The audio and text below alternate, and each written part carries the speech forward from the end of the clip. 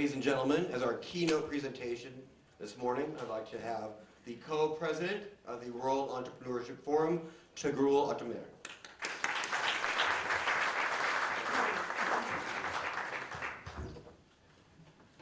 So good morning, Mr. Governor and dear friends and ladies and gentlemen. Let me just a few minutes to find my slides. Here you go. Done. Okay. So I have 20 minutes or 15 minutes, I don't know. Okay, more or less 15 to 20 minutes. To give you, maybe from the beginning, I would like to go to the key messages. I would like to give you two messages this morning. You don't? Okay. Two key messages, maybe, because my topic is about the importance of business angels for the world entrepreneurial ecosystem. And the first message, the first importance of the business angels for the ecosystem is very well known. The importance is about filling the famous equity gap. It is about filling equity gap for new ventures, startup companies. Actually, it is not only filling the equity gap, filling three gaps.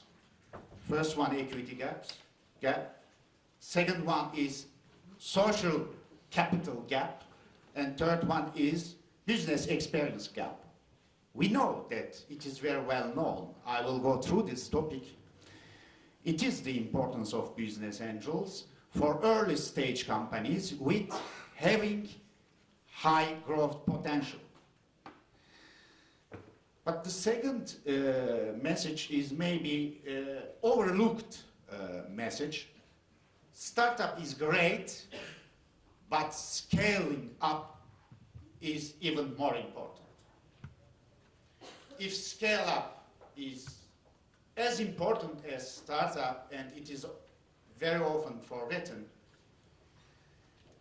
it means that the overall coherence and overall cohesiveness of financial systems, which helps to turn startup into scale up, is as important as the importance of business angels. Hence, the symbiotic link of business angels to overall financial chain is key. And from this point of view, unfortunately, Europe shows important weakness compared to United States. And it's to be really our main concern. So I will give you these two messages, and then I will give you 3-4 conclusions at the end to be a little bit provocative, although staying politically correct. Now, I would like to give you 3 preliminary observations about the role of business angels in the global entrepreneurial ecosystems. The first thing, first observation, there is no single entrepreneurial ecosystem in the world. When we talk about the global entrepreneurial ecosystem, in fact, the global entrepreneurial ecosystem is a set of geographically bounded ecosystems. Why? Because there is not strong links between different ecosystems, such as Israel, Taiwan, Ireland, Silicon Valley, Boston, and so on and so forth, Istanbul City, Lyon City, Singapore. They are all geographically bounded systems. They have their own dynamic. For instance, Israel dynamic is founded in the 70s, early 70s, on the base of military constraints. And it is driven by really military technology from the beginning. And then when we look at really Taiwanese ecosystem, it is driven by Taiwanese re-expatriate who came from United States to Taiwan when we look at Ireland, really, system, it is driven by multinational corporations and so on and so forth. And from this point of view, when I look at the figures, this is my concern a little bit. This is observation derived from Fortune 500 companies. Only 3 European companies created after 1975. But 26 companies in United States among Fortune 500 created after 1975. If I take the figures for emerging country, it will give you 21 companies created in different emerging countries after 1975. So, what does this statistic mean in regard to two things? The ecosystem of in each region, European ecosystems compared to American ecosystems, and the role of the financial systems in the ecosystems. So I can say that European ecosystems are driven more by old companies, and European financial systems is designed more to finance, really, established company rather than startup and scale up a process. Another second observation that I would like to do, as an academician, because I have different caps. I'm president of World Entrepreneurship Forum and vice president of EM Lyon. We have the first incubator of the world. We work to create entrepreneurs, startups in Lyon, but at the same time I am academician and I like to make the research. When it comes to make the research to business angels, they are here. I can touch them, I can see them. But when I make the research, I need a random sample. They are elusive and invisible. Hence, it is very difficult to estimate angel investment markets and to develop research and survey about this fact. And sometimes we don't know what are we talking about when we talk about the angel definition, but because there are many, many different definitions and aggregations, statistically speaking. And the last observation is today entrepreneurship is a global key issue. In emerging countries, there is a global key issue. Why? Because the main problem in the emerging country is shifting from made-in philosophy to innovated-in philosophy. Made-in philosophy was driven by imitation, was driven by rent-seeking, quick rent-seeking. Now they are moving in China, in India, in Turkey, in this geography, in Brazil, everywhere, toward innovation-based development and growth. And hence, entrepreneurship is key. Entrepreneurship is key in mature countries, in old Europe, in the United States also, because in order to get out of the crisis, we need to reinvent, really, knowledge-based economy, sustainable development. And it requires entrepreneurship innovations. Hence, for the next decades, really, as an educator, it is my concern. More than ever, the world will need millions and millions of entrepreneurs in all domains, social, economic, and institutional domains. We have to invent sustainable growth with global citizenship mindset. So that is the issue at stake for all of us. But hence, the conclusion is, in order to develop million and million entrepreneurs, it is the only sustainable policy at the global level today. We have to develop thousands and thousands entrepreneurial ecosystems, because without self-sustained entrepreneurial ecosystem, there is no entrepreneurship, there is no early start.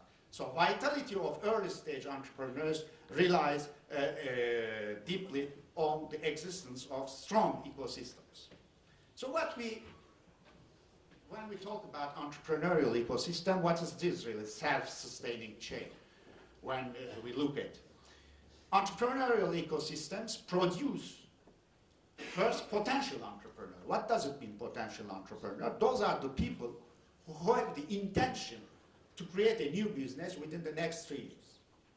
When we look at the statistic, there's an unbelievable number of people in potential entrepreneurs in United States, in China, in India. They are less important in Brazil, in Turkey, in Germany, but they are very, very few in France, in Italy, and in UK, in some other countries. And why?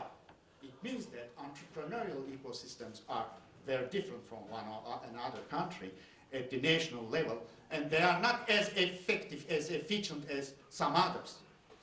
So, an effective entrepreneurial ecosystem not only create potential entrepreneurs, but they have to turn potential entrepreneurs into nascent activity.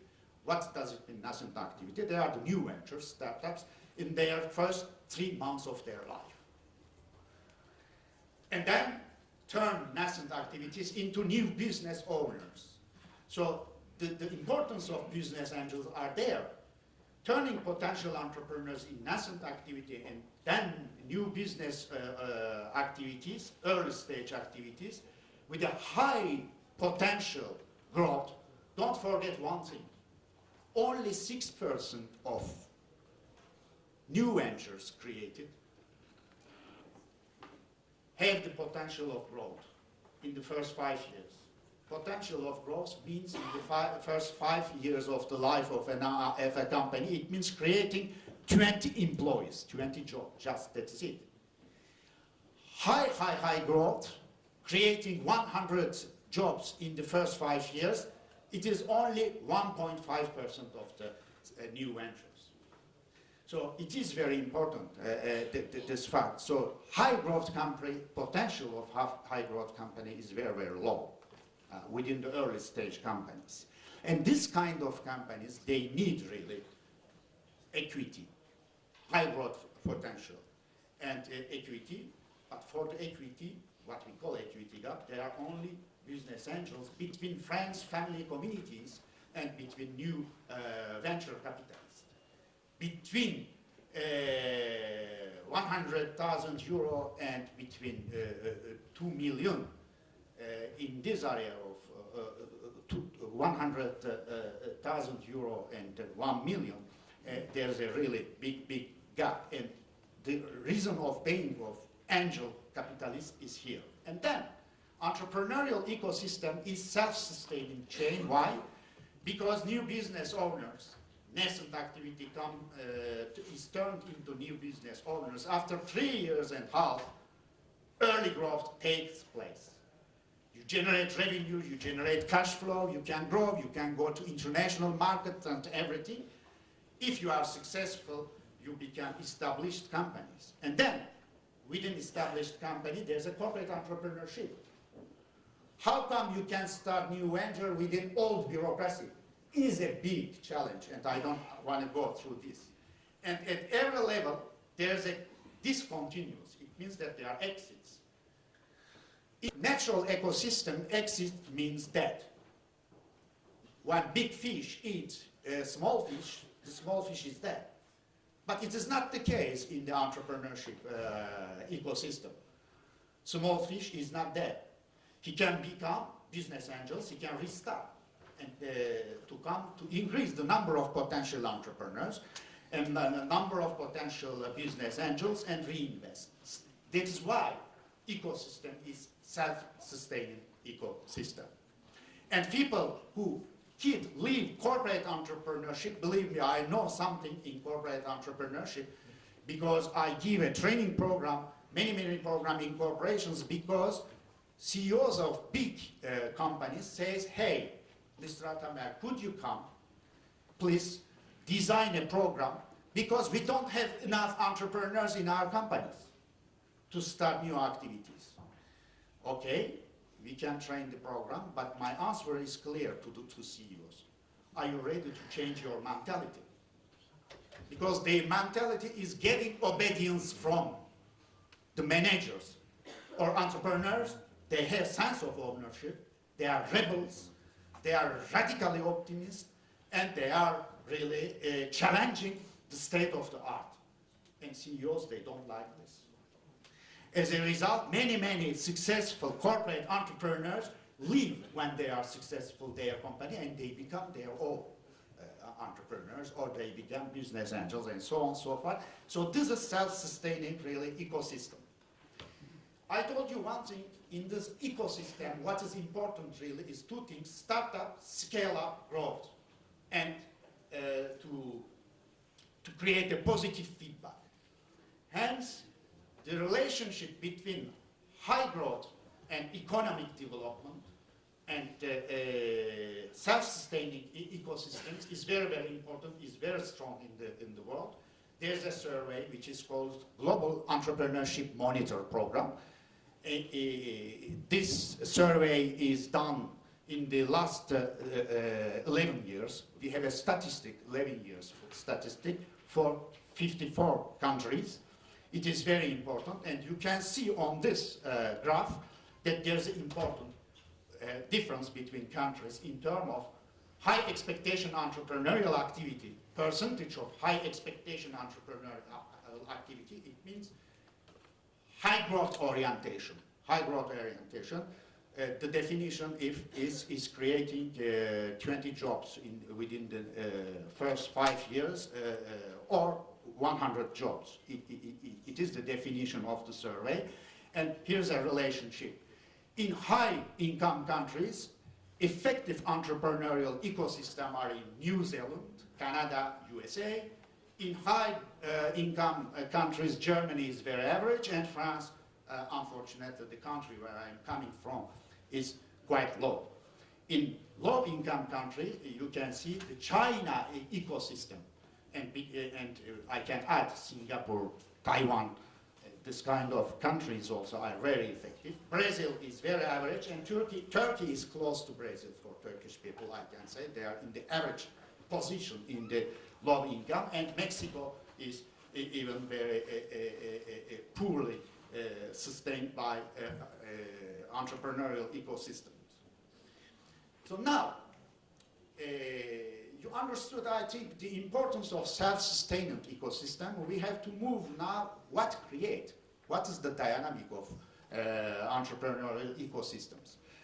Entrepreneurial ecosystem, we are talking, David, our friend David will talk, I think, later on about crowdfunding. American believes that they invented crowdfunding based on social network, internet-based, but in this geographic image, I think Turks know very well. Crowdfunding invented without social network, without internet, for a long time. I mean, they are micro-angels, what we call in the research micro-angel, friends and communities who really collect the money and give the money in form of debt, equity, or just gift. And there are many companies created in India, in Turkey, in Indonesia, in Mexico, in Brazil. It is a fact in an emerging country. But it doesn't really give place to high-growth technology-based company. It gives place to diversified, rent-seeking holdings, unfortunately. It created an economic growth, but in order to turn really made in into innovated in, it is not enough, frankly, even in emerging countries. So the newest companies actually get capital from that also. Who get really the capital from equity? High growth company needs equity investment. And why? Why? Because of the following reasons. Rapidly growing venture firms are innovative firms. They have some, or technology-based, or based on unique service, unique competitive advantage. They have some intangible or tangible idiosyncratic assets. It means that these intangible and assets and is a problem to get the money from the banks. And they need to fund rapid growth externally. But at the same time, there's an asymmetry of information between them and investor, because they didn't produce net revenue, they didn't produce yet cash flow, and they need for this first stage of the growth maybe roughly 500,000 euro for the first round. And it is not interesting for venture capitalists neither. And why venture capitalists don't like this kind of this kind of companies? Because there is in the situation of asymmetrical information between entrepreneur and investor, there is a high agency cost. And this cost they cannot afford, they don't want to cover. Roughly a good due diligence to evaluate a company is 50,000 euro today. $50,000 in United States. So the fixed cost of due diligence is important, hence venture capitalists, they are not interested with this. So the only possibility in this situation, really, what we call equity gap, too risky and too small for investing by VCs funds, and bank don't finance because there is no history of the company. And here is the situation of business angel, what we call filling the equity gap at the early stage. However, today we know that between business angels and individual business angels and venture capital, there is still an equity gap, especially in Europe. And how we can fill this equity gap? Here, it is very interesting.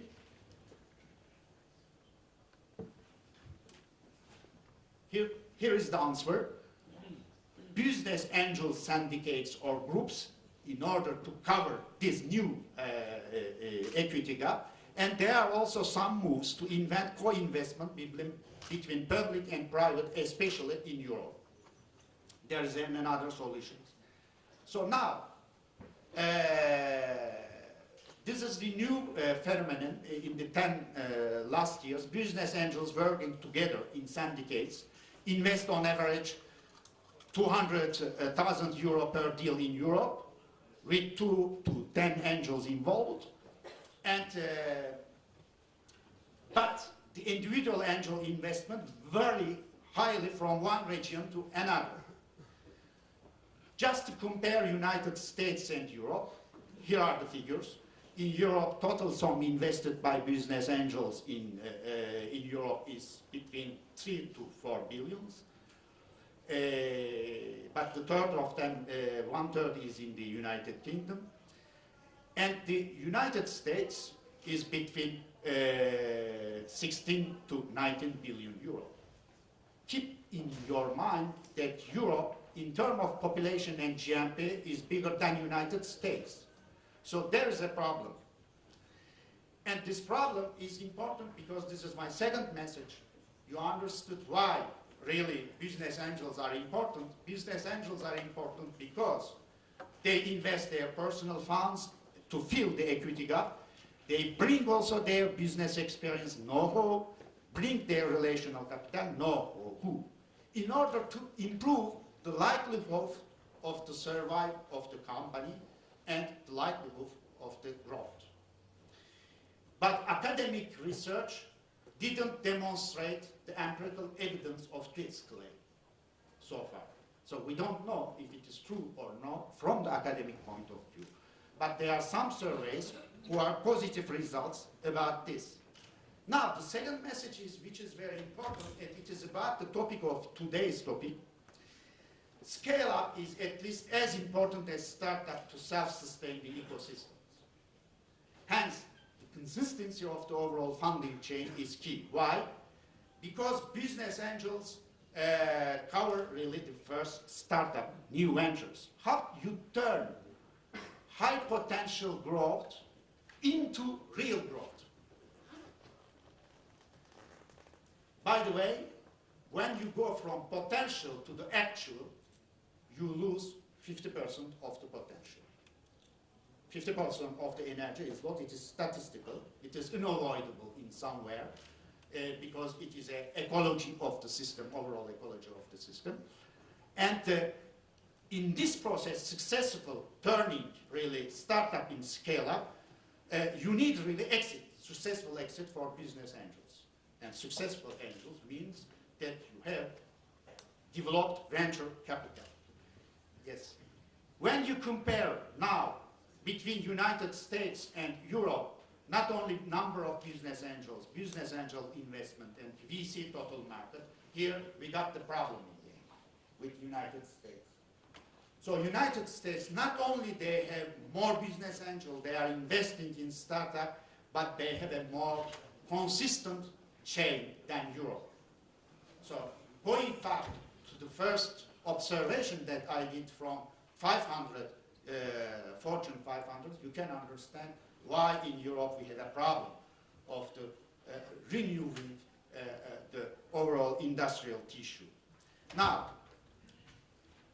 after these two important messages, four maybe provocative, more or less provocative observations. And I am very keen to listen to you. I expect some answers to these questions and to these issues.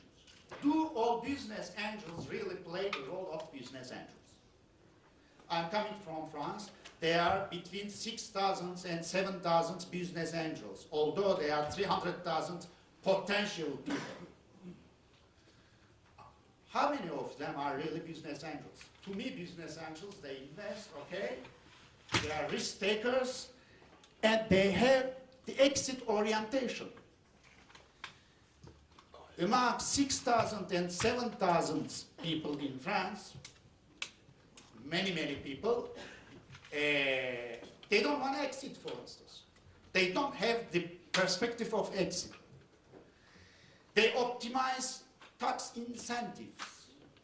They are financial investors indeed, but are they really business angels? Could we call people who don't want to exit from the business, who would like just to keep their business card? I am doing the business, I'm shareholder, I'm investing.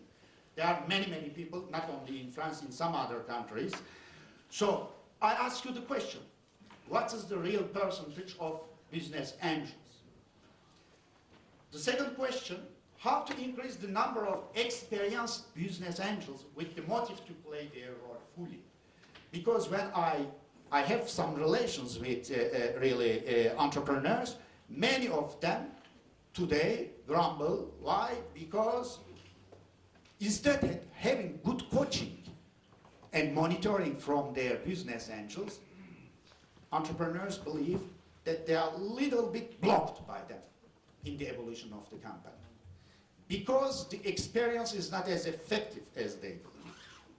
So this problem also is how to increase the number of experienced business angels. And third question, unfortunately for Turkey and for buybacks, you talked about tax incentives, but tax incentives are double-edged sword. On one hand, it increases really the number of business angels by reducing the risk. On the other hand, they increase really financial investors rather than business angels. So I don't want to go into the detail. But when you transfer the risk, 50% of their risk to the state or to the society, and when you don't want to exit from the society, could we really speak about business angels? So tax incentives are great, but if they are not scaled to the risk, taken risk, it is maybe negative. So it is a provocative statement.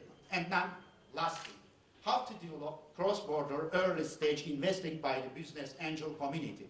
I had no time, but we know that business angels mainly today love geographic proximity. You can understand, because they bring not only the money, they bring business experience, and especially they bring their relational capital. And relational capital and monitoring requires geographic proximity.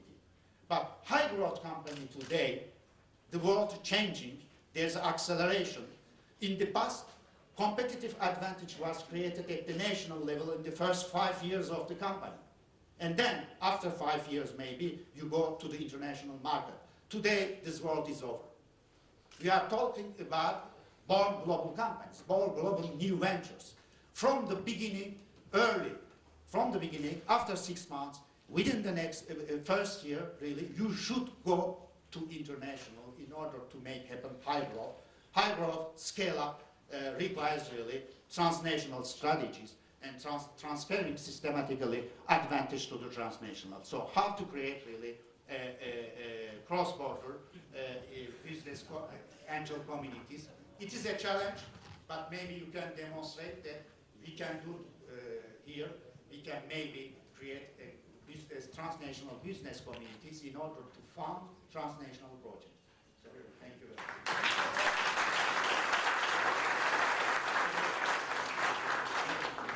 So on behalf of EBON and TPA, I thank the professor for his time, his participation, his commitment to entrepreneurship and angel investment.